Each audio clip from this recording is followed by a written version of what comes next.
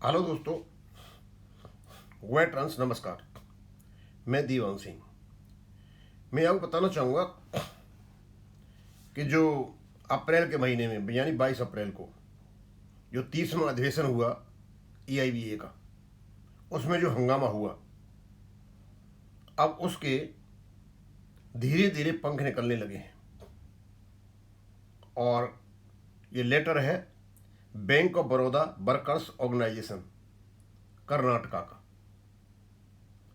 और इस लेटर में उन्होंने कुछ मांगें उठाई हैं और साथ में ये मांग भी है कि जितने भी रिटायरीज हैं सीट खाली करें और नए लोगों को जगह दें, यानी वर्किंग यूनियंस को।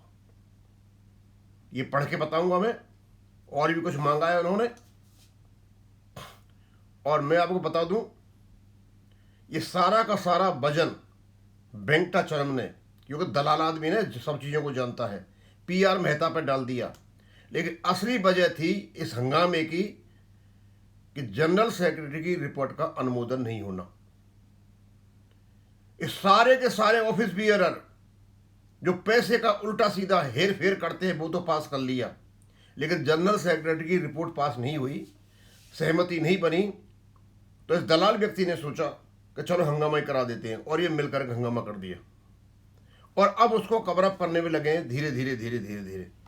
लेकिन मुझे नहीं लगता ये लेटर पढ़ने के बाद ये कवर अप कर पाएंगे, क्योंकि अब दूसरी आवाज़ें उठने लगी हैं। मैं पढ़ के बताता हूँ। ये लिखा है लेटर, और ये लिखा है किसने?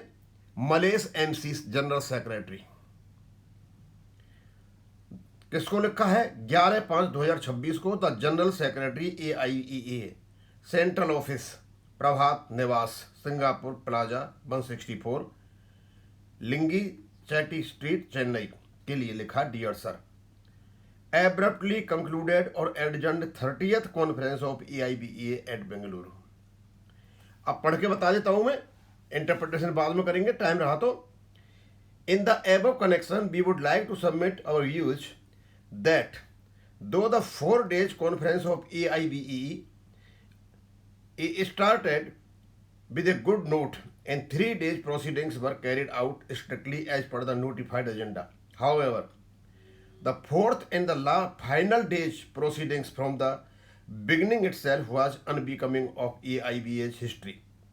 We, the office bearers of BOB WO Karnataka के strongly condemn the unwarranted disturbance created by a sizable number of delegates and observers, surely under the instigation of few top leaders. They didn't allow the president to conduct the proceedings, including discussion by the delegates, reply by the general secretary and resolution etc. वो सब पर दोष लगा रहे हैं, और majority of delegates ने किया ये काम। मतलब एक दो नहीं थे, जैसा PR मेहता ही नहीं था अकेला, सारे के सारे थे। द यंगर जनरेशन डेलीगेट्स, अब वो करते हैं younger generation delegates, many of them are the first time participants, were totally taken aback, surprised, disappointed and disillusioned to a large extent after witnessing the chaos created by a group of members shouting in favor of their leaders, opposing the panel prepared by the existing committee, which might have been leaked out to them in the morning itself. In this connection, we from BOBW Karnataka suggest the following to the leadership of EIBA, who will be conducting or continuing the adjourned 30th conference on 30th June. अब उन्हें सारी कहानी बता दी कि ये जो कहानी बनी है पूरी की पूरी इस प्रकार बनी है, और इस कहानी में जो कुछ भी है वो किसी का नाम नहीं ले रहे। अब वो क्या चाहते हैं, ये AIBA के जनरल सेक्रेटरी को उन्होंने लिखा है। To declare the schedule of election of office bearers of AIBA by appointing a returning officer and by publishing the number of post to which election will be conducted. एक बात आप बताएं कि आपका जो ऑफिस बियर है किसको, कौन कौन है, और रिटर्निंग ऑफिसर को लगाएं वहाँ पे। और हमारे जो जितने भी रिटायर्ड लोग हैं वो कह रहे हैं कि ये सीक्रेट बैलेट से वोटिंग होनी चाहिए। To publish and circulate the list of delegates who are eligible to vote in the 30th conference, और उन लोगों की लिस्ट निकाली जाए जो 30वीं कॉन्फ्रेंस में वोट देने के हक रखते हैं।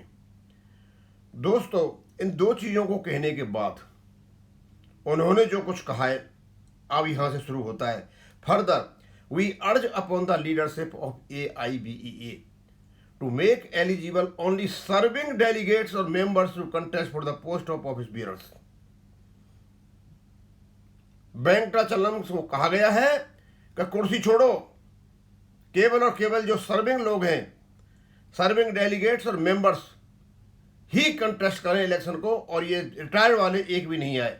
Which is the consistent demand of the new generation membership, और ये बहुत दिन से डिमांड है। वेंकटाचलम कुर्सी छोड़ो, सीधा सीधा बोल दिया। इनडायरेक्टली बोलो या डायरेक्टली बोलो, नए मेंबर्स को जब वो दिया जाए मेंबरशिप एज एक्सेप्ट 2 और 3 office bearers of AIBA at present, all others are retired. 2 और 3 तो हैं सर्विंग वाले, और सारे के सारे रिटायर्ड आकर के बैठ गए हैं from the service in their respective banks long back. अपनी बैंकों में सर्विस करते थे और सर्विस करने के बाद आकर के बैठ गए हैं पोस्ट संभाल करके। Most of them 10 to 15 years ago, और वो भी 10-10, 15-15 साल पहले रिटायर हो गए हैं और यहां आकर के पंचायत कर रहे हैं। अच्छा खासा लिखा है। Hence there is an inevitable need for identifying and developing younger generation leadership to suit the new generation। इसलिए नई जनरेशन जो बैंक में आई उसको सूट करने के लिए नई जनरेशन को जगह दी जाए। Technology based banking system activities of course with the guidance of senior outgoing leaders as adviser, और आप एडवाइजर का काम करें। दोस्तों, ये जो टोन है, ये जो सलाह दी है, आप समझ सकते हो कि अंदर जो आग लगी हुई है, जो फर्मेंटिंग हो रही है, वो किस प्रकार का रूप धारण करेगी। ये ज्वालामुखी बन सकता है। मलेश एमसी ने बड़ा स्पष्ट कहा है कर्नाटक से, वेंकटाचलम कुर्सी छोड़ो, तुम सारे आकर के बैठे हो, 10-10, 15 साल पहले आप रिटायर हुए हो और यहां आकर के बैठे हो, हमारा काम हमें करने दो, ये कहा साहब कह दिया है। और आपको रहना है तो एडवाइजर का काम करो। और जब आपने रिटायर्ड कम्युनिटी को निकाली दिया है तो भैया समझ में नहीं आता कि ये हत्या करके क्यों बैठे हुए। यानी 2-3 आदमी हैं वर्किंग वाले, सारे के सारे रिटायर्ड बैठे हुए, और इनकी साजिश देखिए कि आपस में ये रिपोर्ट को पास नहीं करते, जनरल सेक्रेटरी को एंडोर्स नहीं करते हैं, लेकिन जो खर्चा हुआ है वो कर लेते हैं। सबका खर्चा है इनका। मतलब मीठा मीठा गप गप और कड़वा कड़वा थू थू, और इसलिए हुई इनमें लड़ाई। अब निकल के आ रही है बाहर बातें।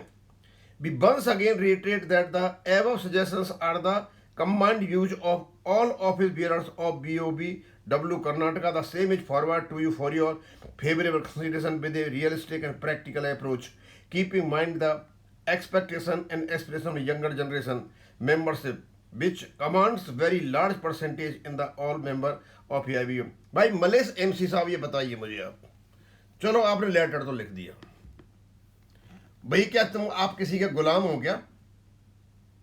आप ये लेटर लिख रहे हो, चलो हमने तो आपका लेटर सर्कुलेट कर दिया, आपने क्यों बिठा रखा है इनको? आपको ऐसी क्या जरूरत पड़ रही है इन लोगों को यहां बिठाने की जो 10-10, 15-15 साल पहले रिटायर हो गए हैं और आकर के आपके यहां पर पंचायत करते हैं? कौन सी इसमें इनकी खूबी है? ये खूबियां तो सारी दिखाई दे रही हैं इनकी, पूरी की पूरी।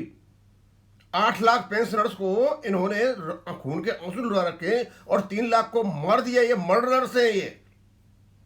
इनको सिर्फ पैसा चाहिए, यहां से इनको पैसा मिलता है, इनको सुविधाएं मिलती हैं, अम्यूनिटीज मिलती हैं, इनको पब्लिसिटी मिलती है, इनको इमेज मिलती है, इनको रेपुटेशन मिलती है। आपने लेटर लिखा है, आपका लेटर यूट्यूब पर सर्कुलेट हो जाएगा। दूसरे लोग जितने भी हैं जो बदलाव चाहते हैं, हमें भेजिए, हम आपका लेटर अपने चैनल पर डालेंगे, जिससे कि ये सुधार हो सके बैंकिंग यूनियंस में और सही प्रकार से ये चल सके। या केवल और केवल पैसे का खेल हो रहा है और पैसे के लिए लोग यहां पर रुके हुए हैं। इस आदमी ने जितना नुकसान पहुंचाया बैंकर्स का, मुझे नहीं लगता कौन। और मैंने कल शायद बैंक ऑफ इंडिया बोल दिया था, वो सेंट्रल बैंक के एम्प्लॉई हैं ये। तारकेश्वर सेंट्रल बैंक का, उसके बाद सेक्रेटरी बनाया वेंकटेश्वरम को, ये बन गया जनरल सेक्रेटरी। अभी कोई राम बाबू है सेंट्रल बैंक का, वो आकर के बैठ जाएगा। तो क्या ये बाप की बपौती समझ रखी है इन लोगों ने? कोई पैतृक संपत्ति है ये कि एक ही बैंक के बनेंगे दूसरे बैंक के नहीं आएंगे? थैंक यू मनीष जी, आपने सही पॉइंट उठाया कि younger generation must lead, is old generation must quit. इनको भगाओ और यंगर जनरेशन इसकी लीडरशिप ले, जिससे बैंकिंग क्षेत्र में कुछ सुधार हो।